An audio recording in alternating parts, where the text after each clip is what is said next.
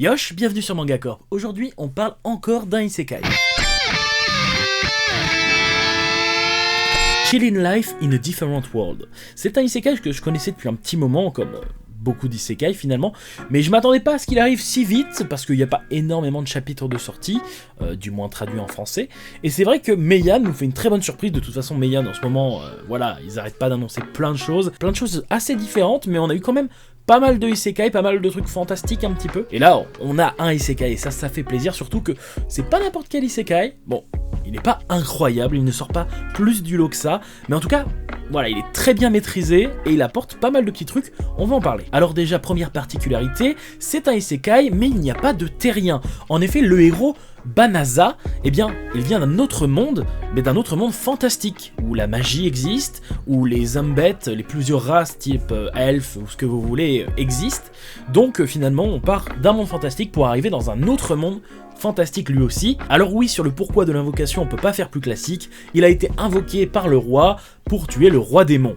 Mais c'est là qu'il y a une petite particularité qui commence à se démocratiser de plus en plus, on le voit assez souvent. Juste après lui, il va y avoir un autre héros qui va être invoqué, et ce héros a des stats très puissantes, hein. Voilà, il a 999 absolument partout, alors que notre héros, eh bien il est pas très puissant quoi.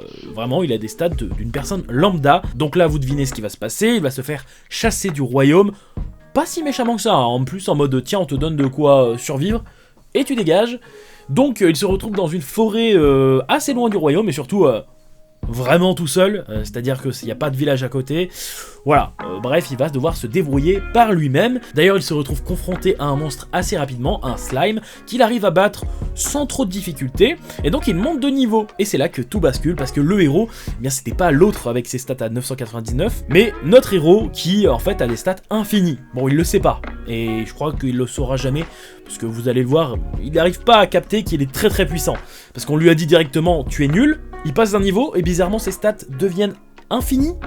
C'est assez spécial, c'est clair, mais il va y avoir une autre particularité dans ce titre que j'aime beaucoup, c'est sa rencontre avec sa femme. Bon, je préfère vous prévenir, je vais entamer pas mal le tome 1 sur mes explications, sur ce que je vais vous raconter, donc si vous êtes voilà, déjà content du synopsis, que ça vous donne envie, foncez, revenez voir la vidéo après, mais pour les autres, pour les curieux, on va discuter un petit peu de ça, parce qu'il y a quand même pas mal de choses à dire, et surtout, voilà, le tome 1 c'est un peu un gros synopsis, c'est une grosse introduction, et je pense qu'il faut en parler. Comme je vous l'ai dit tout à l'heure, notre héros va devoir survivre dans une forêt infestée de monstres.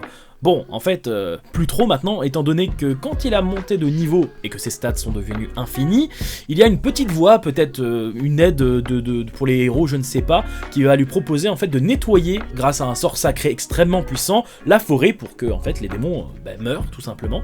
Donc c'est ce qu'il va faire, mais il va pas trop s'en rendre compte, hein, parce qu'on lui dit voulez-vous tuer des monstres, il dit oui, et tout le monde crève. Et donc déjà la forêt elle est nettoyée, donc ça c'est un souci en moins, mais lui veut retourner en ville parce que voilà, il veut vendre des choses, c'était un marchand en fait dans son autre monde, donc bien entendu il veut gagner de l'argent comme n'importe qui, mais pour ça il faut aller en ville. Et là il y a deux problèmes. Déjà il est pas en bon terme avec la royauté, parce que ce que je ne vous ai pas dit c'est que les affaires que la royauté a donné à notre héros pour qu'il puisse survivre dans la forêt, elles étaient piégées tout simplement, il y avait des sorts pour attirer les monstres, des choses comme ça, donc il s'est dit bon, si je retourne en ville ça va mal se passer. C'est là que sa puissance intérieure, je ne sais pas, ou l'aide en tout cas pour les héros intervient et lui dit voulez-vous changer de visage. Ça paraît extrêmement chelou et ça l'est, mais en tout cas voilà, il y a cette aide qui intervient à chaque fois qu'il se pose une question, un peu comme le grand sage pour Limul dans Moi quand je me réincarne en slime, sauf que là c'est pas dit qu'il a vraiment cette compétence, mais en tout cas voilà, il y a toujours cette petite voix pour l'aider. Donc je récapitule, plus de démons, parce que j'ai dit monstres mais je crois que c'est des démons plutôt qui sont morts dans la forêt, il a changé d'apparence donc aucun souci, maintenant il faut retourner en ville, mais c'est assez loin, et bien entendu il y a son aide vocale, je l'appelais comme ça mais c'est très nul, qui va lui dire voulez-vous vous téléporter en ville, aucun problème en fait, vraiment il a un service à volonté, il peut mettre 5 étoiles au truc, hein. Donc il dit oui, et il se retrouve en ville, voilà, il va devenir aventurier, et c'est en souhaitant chercher une quête qu'il va rencontrer une petite fille, une petite homme bête, ou femme bête du coup, qui demande en fait aux aventuriers de l'aider à rejoindre la forêt où notre héros vit justement.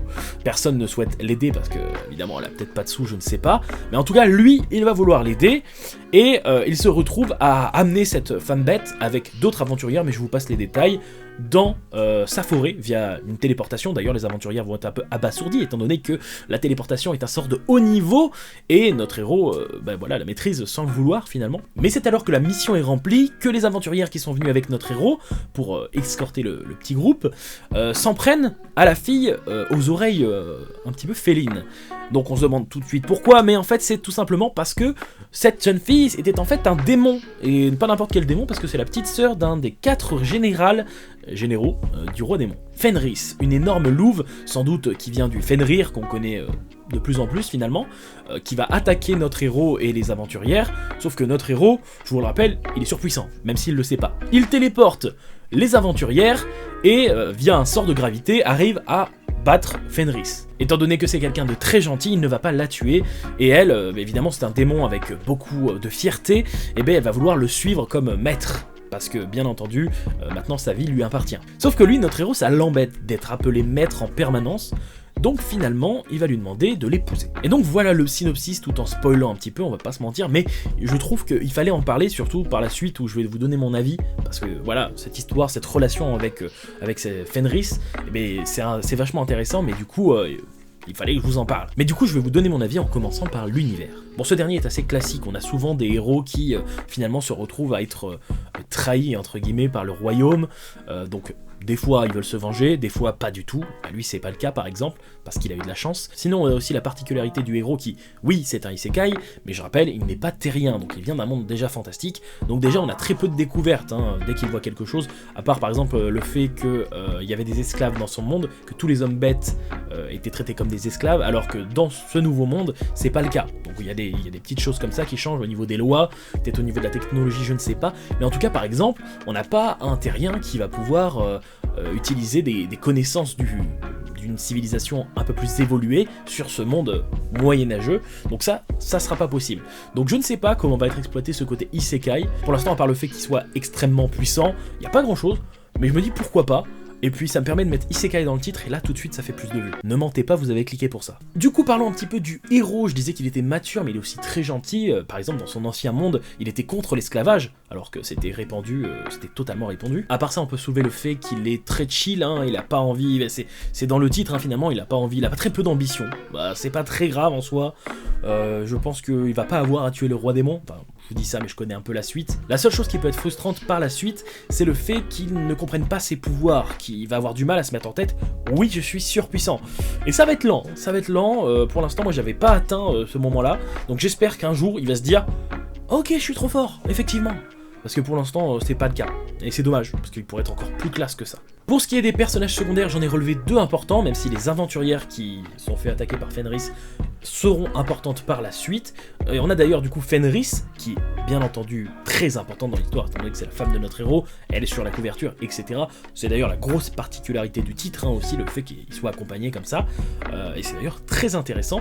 Elle est bien entendu très docile avec lui, parce que elle aime les gens puissants, en plus de ça il est gentil, bref, il a tout pour lui. En plus de ça c'est une alliée puissante, il va pouvoir compter sur elle, donc voilà, puissante, et en plus l'aspect romantique du truc, qui moi personnellement j'aime bien. Je sais qu'il y en a, vous n'en avez rien à foutre, mais personnellement moi je trouve ça cool. Ensuite pour ce qui est des dessins, moi je les trouve très bons, je trouve que c'est vraiment adapté à ce titre, ils sont maîtrisés, c'est-à-dire qu'on a le bon ratio de décor, etc. Quand il n'y en a pas c'est pas grave, mais du coup il en met vraiment pas mal, le dessinateur.